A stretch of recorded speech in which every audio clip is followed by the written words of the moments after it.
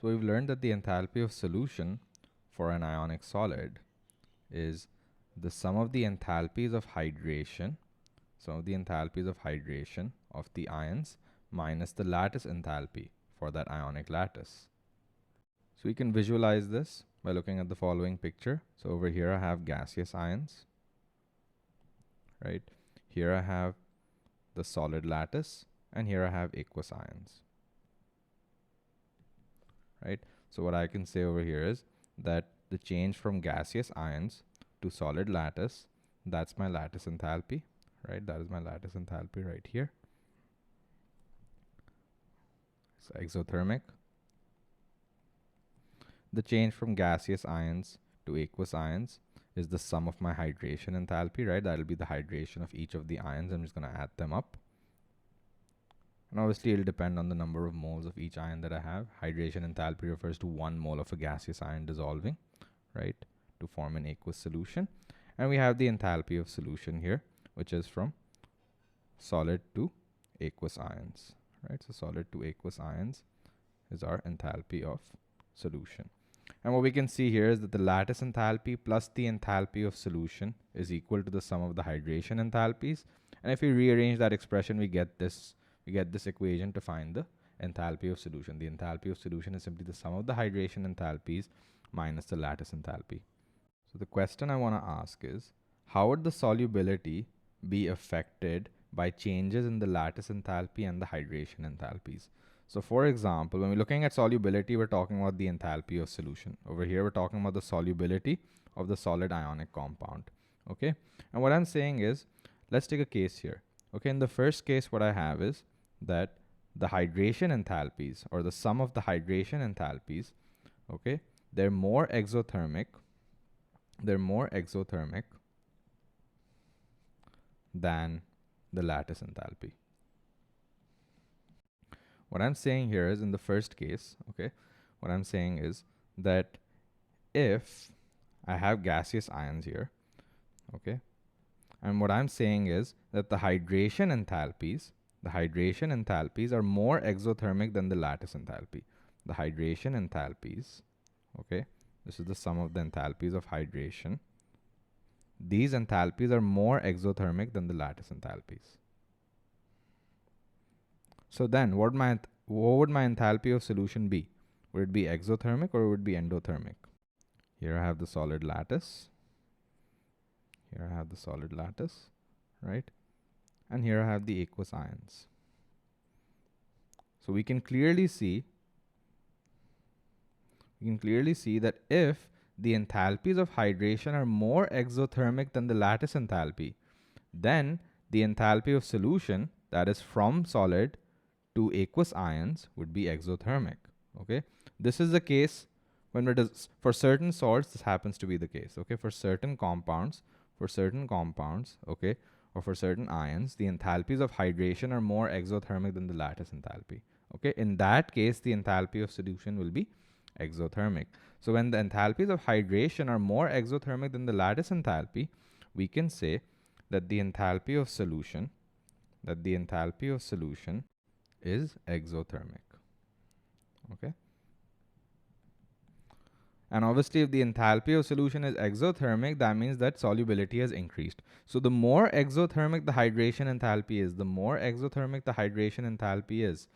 more the formation of aqueous ions is favored versus solid lattice, right? The more exothermic hydration enthalpy is compared to lattice enthalpy, the more the formation of aqueous ions versus solid lattice would be favored. So therefore, solubility is increasing, right? Because the aqueous ions would get increasingly stable. They would be at a lower or at a much lower energy. We know that the more exothermic a reaction, the more it's favored, right? So as the enthalpy of hydration becomes more and more exothermic, right? This arrow over here, as it becomes larger and larger, we know that the enthalpy of solution will become increasingly exothermic. So the more exothermic the hydration enthalpy, the greater the solubility. We can say here that the more exothermic hydration enthalpies, okay, versus lattice enthalpy. We're comparing it to the lattice enthalpy here. The more exothermic the hydration enthalpies in comparison to the lattice enthalpies, the greater the solubility.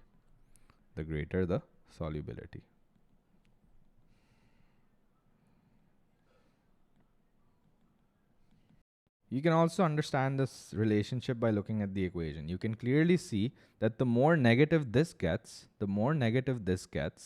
right, the more exothermic the enthalpy of solution will get. So assuming the lattice energy remains constant, if I just make the hydration enthalpies more exothermic, if this value becomes more negative, we can see that the enthalpy of solution will become more negative.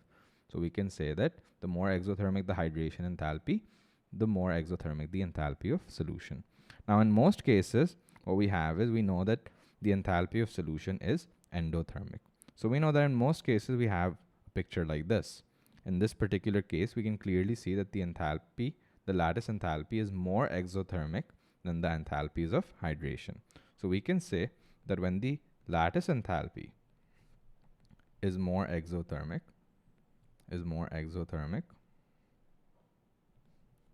than the hydration enthalpies, then in that particular case, delta H solution will be endothermic. Okay, will be endothermic. Okay, and we can also say that the more exothermic the lattice enthalpy is in comparison to the hydration enthalpies, right? In that particular case, right, the more exothermic lattice enthalpy gets, the more endothermic the enthalpy of solution will get. And again, we can see that in this relationship. If this value for the lattice enthalpy becomes more and more negative, right, more and more negative, minus is plus. So negative lattice enthalpy will get more and more positive, right? If the magnitude of the lattice enthalpy increases, the lattice enthalpy gets more exothermic, we know that minus lattice enthalpy will become more positive, and therefore the delta H solution will become increasingly positive. And we can also say that the more endothermic the enthalpy of solution, the lesser the solubility. Okay, the lesser the solubility. Okay, so the solubility will decrease as the lattice energy becomes more and more exothermic. So over here, if we kept hydration constant, we're subtracting the lattice enthalpy, that is minus, we're adding the magnitude of the lattice enthalpy, right? So the greater the lattice enthalpy, the more exothermic it is, the greater this positive value becomes, the more endothermic solubility becomes, or enthalpy of solution becomes, and solubility decreases. Now in most cases, we've learned that the enthalpy of solution is endothermic. Okay, but the difference between lattice enthalpy and hydration enthalpy is small. Okay, in some cases the difference is small.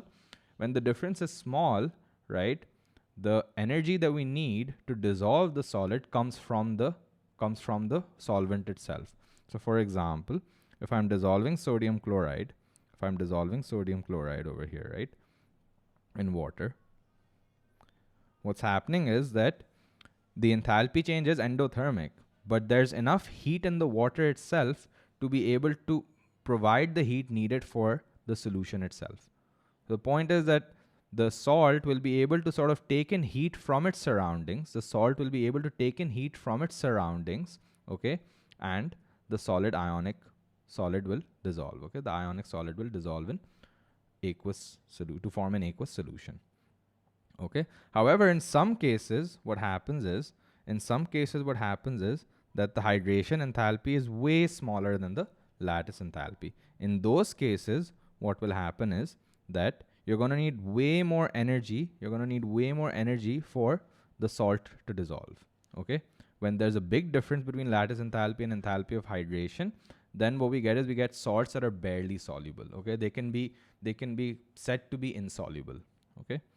We call them insoluble, but the point is that you need a very, very, very large amount of heat for them to dissolve. So therefore, they're considered to be insoluble or barely soluble.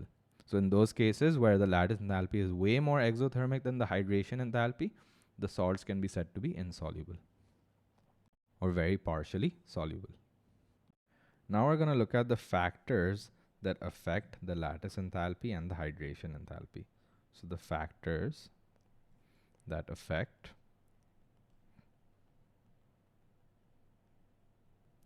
lattice enthalpy as well as the hydration enthalpy.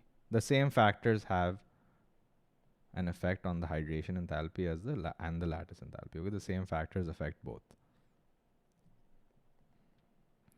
So what are the two factors that affect the lattice enthalpy and the hydration enthalpy? Now, when we're talking about factors that affect the lattice enthalpy or the hydration enthalpy, we know that lattice enthalpy is simply a measure of the strength of ionic bonds, right? The stronger the ionic bonds, the more exothermic the lattice enthalpy. Similarly, we know that hydration enthalpy is just a measure of the strength of the bonds between water, right, and aqueous ions, right? Because energy is released when attractions form between water molecules and aqueous ions. So really what we're talking about are factors that affect the electrostatic forces of attraction. And we know that two factors affect the electrostatic forces of attraction, right, between positively and negatively charged species. The first factor that we have is charge, right? We know that the greater the charge, the stronger the force of attraction, the stronger the electrostatic forces of attraction.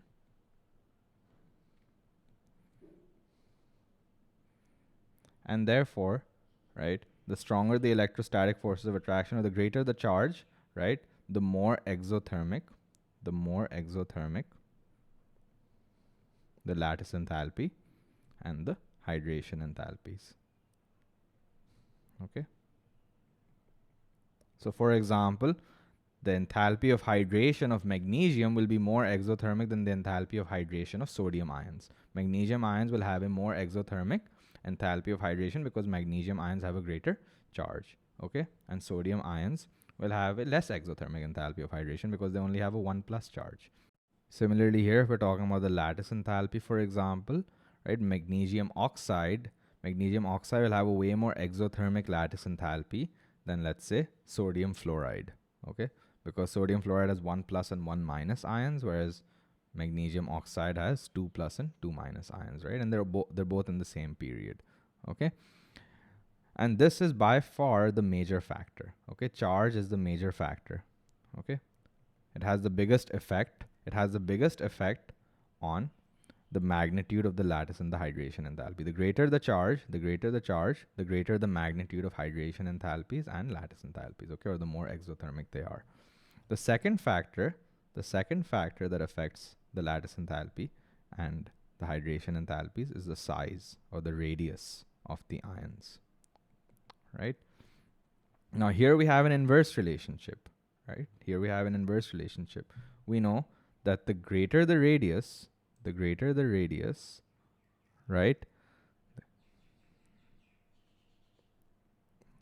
the radius, the weaker the electrostatic forces of attraction. The weaker the electrostatic forces of attraction. Right? I'm writing electrostatic forces of attraction because in the case of lattice enthalpy, the electrostatic forces of attraction would be ionic bonds, right, between cations and anions. For hydration enthalpies, the electrostatic forces of attraction would be between the ions and molecules of water. Okay. So the greater the radius, the weaker the electrostatic forces of attraction. So what that means is that the larger the size, right? The larger the size, the less exothermic. Okay, the less exothermic, delta H hydration and lattice enthalpy. Okay, and this is not as big a factor as the charge. So the charge has a much bigger effect. The charge has a much bigger effect on the hydration and the lattice enthalpies. We can see the effect of the charge and the size on the ions on the lattice and hydration enthalpy by looking at the following table, right? So if you look at this table here, right? So first, let's just look at the first row in this table. We can see that when we look at the difference between sodium chloride, sodium bromide, and sodium iodide, here we're just showing different combinations of cations and anions, right?